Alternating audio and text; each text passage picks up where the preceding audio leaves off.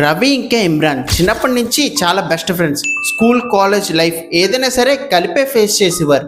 రోజులు మారుతూ వస్తున్నాయి, వీళ్ళు కూడా పెద్దవాళ్ళు అయ్యారు.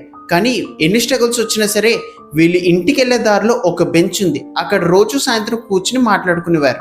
వీళ్ళు ఒక రూల్ పెట్టుకున్నారు, ఏం జరిగినా సరే ప్రతిరోజు సేమ్ టైంకి వాళ్ళిద్దరూ కలిపి ఈ బెంచ్ దగ్గర కూర్చుని మాట్లాడుకుంటారని. ఒక రోజు ఇమ్రాన్ రాలేదు.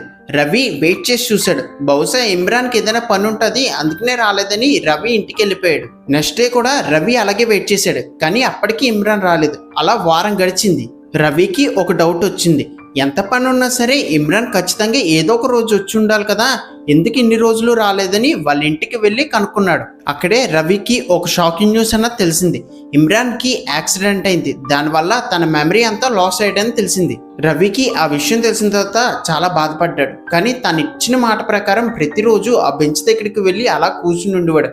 ఏదో ఒక రోజు ఇమ్రాన్కి అవన్నీ గుర్తు వస్తాయని అలా వెయిట్ చేస్తూ ఉండేవాడు. అలాగా 3 సంవత్సరాలు గడిచినాయి. కానీ రవి ఇచ్చిన మాటని తప్పకుండా ప్రతిరోజు కూడా సాయంత్రం అక్కడికి వెళ్ళి ఆ బెంచ్ దగ్గర కూర్చుని ఉంటాడు.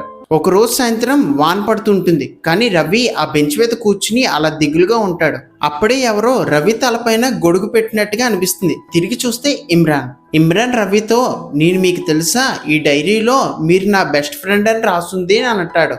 అప్పుడు రవి కళ్ళల్లో కన్నీళ్లు, కానీ మొహం పైన చిరునవ్వు. ఇమ్రాన్ రవితో, ఈ బెంచ్ వే కూర్చోచ్చా అని అడుగుతాడు.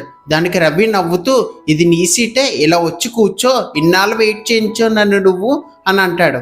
ఇమ్రాన్కి పాస్ట్ గుర్తు లేకపోయినా ఆ రోజు సాయంత్రం నుంచి వాళ్ళిద్దరి మధ్యన ఫ్రెండ్షిప్ అనేది మళ్ళీ ఫస్ట్ పేజీ నుంచి స్టార్ట్ అయింది. మెమరీస్ మారిపోయినా హార్ట్లో ఉండే బాండ్ మారదు, అదే నిజమైన స్నేహం.